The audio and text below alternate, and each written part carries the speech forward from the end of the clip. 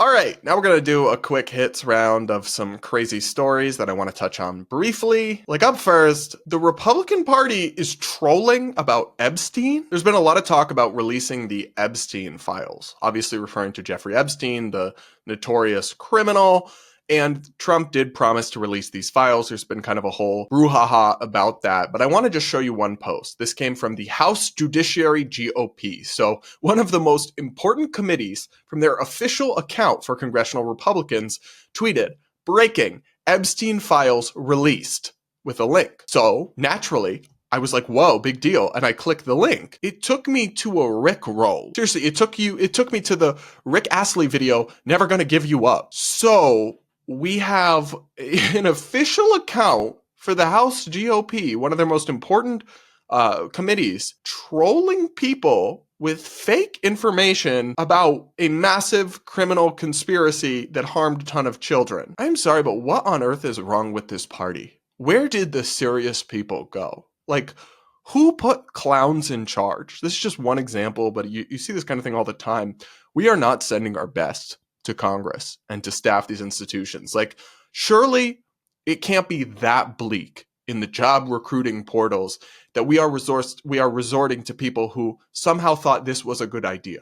Imagine being a victim or a member, you have a family member who's a victim and you see this and you wanted accountability for so long and to know who was involved with this travesty, and you click on this and you get freaking rickrolled by the government. This isn't some conservative influencer or some person who's just like trolling and having fun. It's the House GOP Judiciary Committee official account. Jim Jordan or whichever congressman is in charge of this needs to take some accountability, and there need to be heads that roll, but there won't be, because clownish behavior is just fine in our politics now. On the Democratic side and the Republican side, the serious people have left the chat, if we're being honest, most of them.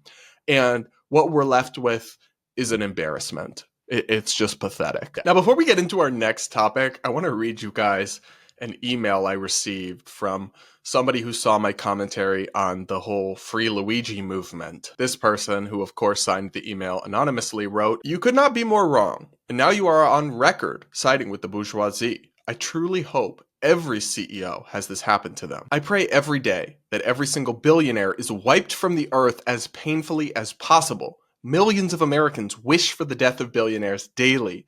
There is a reason these pieces of subhuman filth have to have protection. They are all dangerous animals that need to be put down. You are a pathetic bootlicker. The wealthy are all subhuman.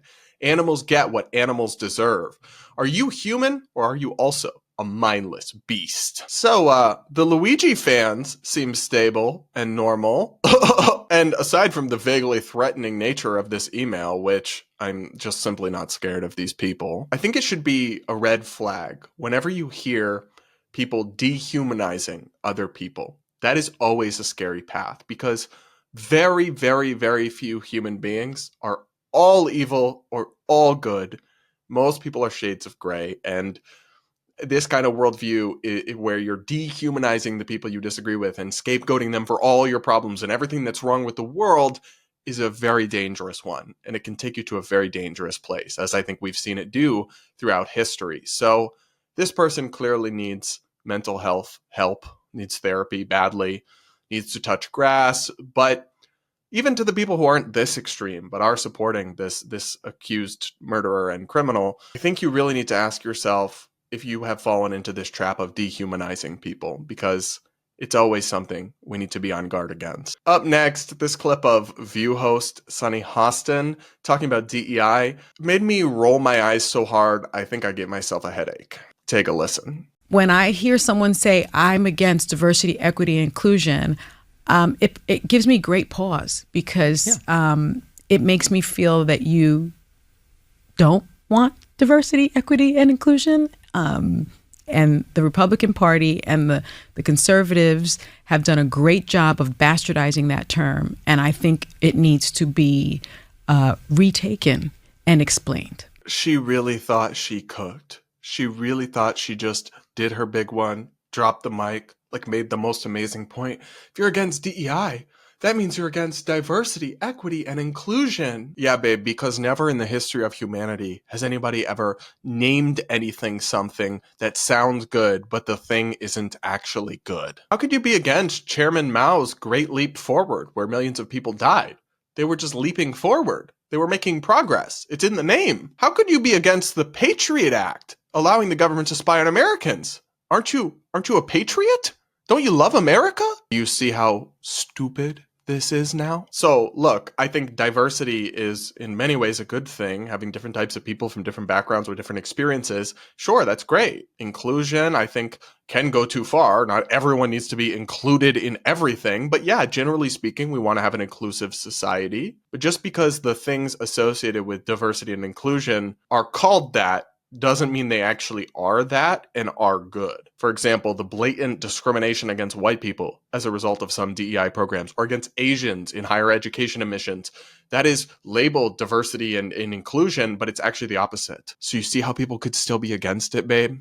And then equity is actually something that even on its face value, I don't support, and many people don't support. I support equality of opportunity, and equal treatment, which equity is explicitly against that. It's explicitly something different. Equality of outcomes, leveling the scales through reverse discrimination. That is what is meant by equity. And so no, I don't support equity. And I don't care if you act like that's outrageous. It's not. It's just amazing to me. I understand how people could have a different view on DEI than I do and have an intelligent view that they've come to. I don't understand how somebody can be paid millions of dollars to be a professional political thinker and commentator, and yet this is the level of analysis they're capable of engaging in. It's actually embarrassing. Up next, this federal worker says getting an email is harassment. The email that came out wanting us to justify our jobs with 5 things we did last week was on Saturday night. Yeah. And I was literally working on Saturday night to make up for all the distractions I had had the previous week, which came from the executive branch. And so I'm working, trying to catch up on things, and then I get that email on top of it. It's very hard to keep your train of thought when you're getting threatened and harassed like that. I have absolutely nothing against federal workers. I know some of them work very hard, and some of their jobs are important, although a fair number of their jobs should not exist. But y'all are never, and I repeat, never going to convince the public that somebody sending you an email asking you for 5 things you did. This was sent to them on Saturday night. They had until Monday at 5 p.m. Eastern to reply, is harassing or threatening you. The audacity and the privilege is off the charts. Tell me you've never had a real job without telling me you've never had a real job, babe. It's just blatantly insulting to Americans to act like extremely normal accountability practices are abuse now for government workers. You're not special. You don't get to be treated with kid gloves and just have jobs at taxpayer expense with no accountability. Now, look, maybe in some ways this isn't really going to work out. Are they really going to be able to go through millions of responses and analyze them all correctly? Probably not, but they can at least have a vibe check of, are you answering emails? Are you receptive and responsive to accountability? It is not. It might not be the smartest idea in the world in some ways, but it's not outrageous or abusive or harassment. And y'all are digging yourself a hole, going on national television and saying stuff like this. It is the opposite of helping your cause. All right, everybody, that's it for this episode of the Brad vs. Everyone podcast. Thank you so much for tuning in. Please do make sure you're subscribed if you aren't yet. Do hit that like button before you go. Thanks again to today's sponsor, Lumen, and we'll talk again real soon.